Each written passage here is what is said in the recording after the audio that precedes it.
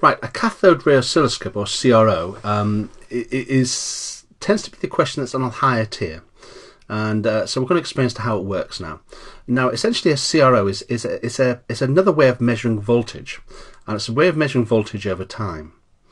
So along the horizontal axis here, you see time, and what you tend to do is you get like a little green dot going across the screen. Now, sometimes you see the green dot, sometimes the green dot goes across so quickly you cannot see it, but you see it like a line left behind. And going vertically up is the voltage.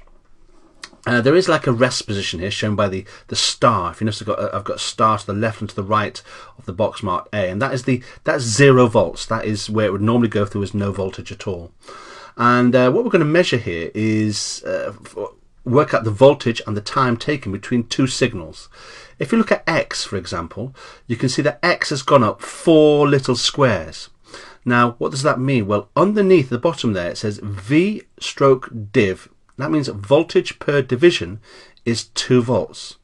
So since it has gone up 4 divisions or 4 squares, that voltage there is 8 volts. Okay, so you can see that the squares, which are known as divisions, there's 4 of them, and each one's worth 2 volts, so that is 8 volts.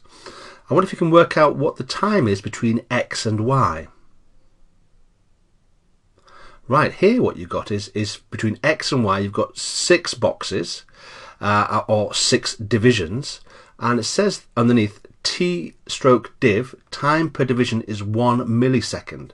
So that has taken 6 milliseconds between X and Y. So now you know how to read voltage and you know how to read time. Let's move up to some examples. Now, in a CRO, you'd normally get a trace like this. And this is the trace of AC electricity. AC is sometimes positive, sometimes negative. Positive is above the line, negative is below the central line there. And if you notice, that previous trace is actually the same pattern being repeated over and over again. So the blue S shape is the same as the red S shape, which would be the same as the green S shape if it carried on. Now that there is known as a cycle, or a wavelength, or a time period. In this case, it's a time period because we're measuring time. So in the exam, you're likely to be asked to measure the time period. So can you work out the time period here of a single cycle? Well, if you look at the purple line, it starts at the top, then goes down, then goes to the top again. And that there has taken 4 boxes or 4 divisions. So whatever you've got per division, if it said 1 millisecond per division, that would be 4 milliseconds.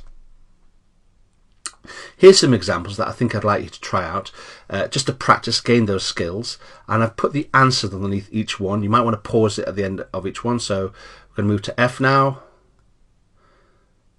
We're going to move to G now. We're going to move to H now. H is a bit more interesting in that I've also included there a DC trace. So whereas in H, the black line is showing that the voltage is constantly changing because that is AC electricity. DC stays the same value. It'd be 2 divisions, which in this case, since each division is 5 volts, the DC value here would be 10 volts DC. The AC value here, of course, is 15 volts AC. Now, you are likely to be asked in the higher tier for the A grade A star question is to work out the frequency of the signal. And for that, you need to turn the time period into seconds. So if you've worked out the time period in milliseconds, in order to change it into seconds, you must divide it by 1,000. Okay? Then you have to use an equation, which is frequency is 1 divided by the time period, or 1 over t. Now, we could use case E as an example here. In case E, a couple of boxes along, you worked out the time period was 16 milliseconds. And to change that into seconds, you divide it by 1,000, 0.016 seconds. Then you use the formula F equals 1 over t. Frequency is 1 over time period. You stick that in the equation and it gives you the answer 62.5. So this is, again, it's quite a common question in the additional science physics question. And hopefully by practicing this here, you'll understand how to work out what the frequencies are for each one. If I do F, my gut feeling there is that the frequency there is going to be 50 hertz. The next frequency is going to be something of the order of 6.25, I think, hertz, I believe.